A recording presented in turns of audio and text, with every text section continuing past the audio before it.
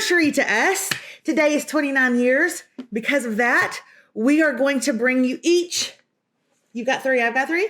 I know I've got three.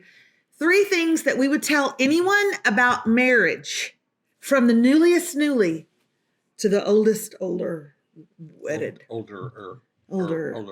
You're 3, my 3. You're 2, my 2. You're 1, my 1. But these are 3 things that I think anyone that is getting into a marriage should know. So share this with those who you're like, oh, she get married in spring. She needs to know this. David, what is the 3rd thing out of the top 3 things? What is your number 3 thing you would tell somebody? I would have wished somebody would have told me that it might have been a little unrealistic to expect sex 3 times a day, every day, your entire marriage. If someone could have just told me that, I would have set my expectations a little different. I'm going to need to know who thought that was going to ever happen. I did. I just didn't know. You thought 3 times No one ever told me. David, I don't do anything 3 times a day. Okay? Nothing. Certainly not you.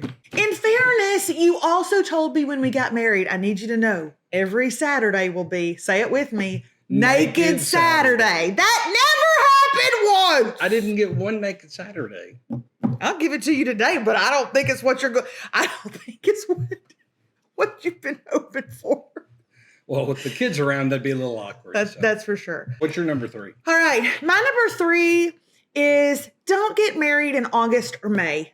I think those are the 2 worst months to get married because there's a very good chance you don't have children now, but you will probably maybe someday. And then you'll be like, everything in school happens in August and May.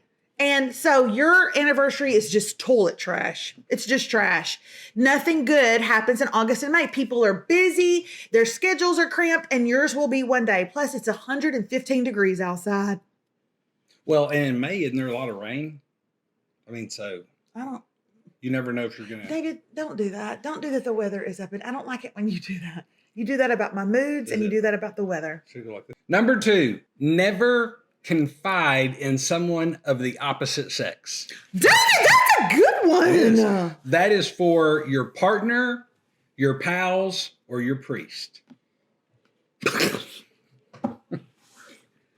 a really good one, though. It does. It's never going to be good, never going to be beneficial. So seriously, if it's something that you can confide in with your partner, obviously, if not, your pal, your friends, or your priest, or can I say pastor, something? Counselor, whatever. And let me say something to that, because one of my very best friends, as you know, is a male. One of my very, very best friends I've ever had in my life is a male. And I talk to him about a lot of stuff, but I do not talk to him about us. Because you know what he would say? I mean, I'll talk to him about work. I'll talk to him about parenting.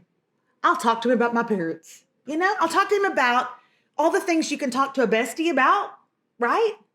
But I do not talk about my marriage to him because that is for us. My second one. Do not try to make him stop looking at women. He's going to look at women. He is a healthy male. He is going to look at the opposite sex.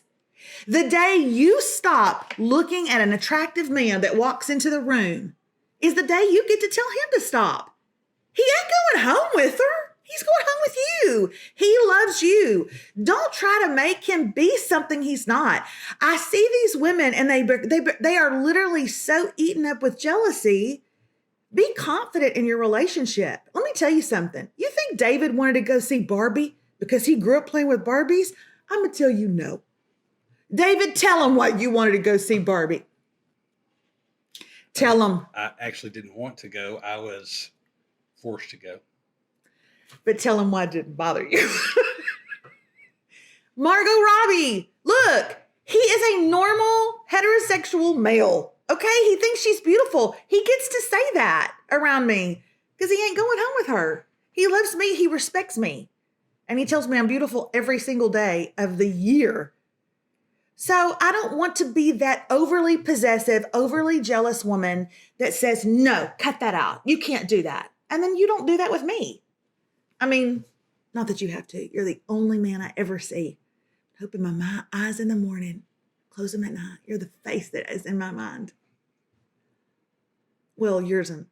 Hey, thanks so much for following us over on YouTube, for following Melissa Radke. Make sure you hit subscribe because you are not going to want to miss anything that we are doing in the upcoming weeks.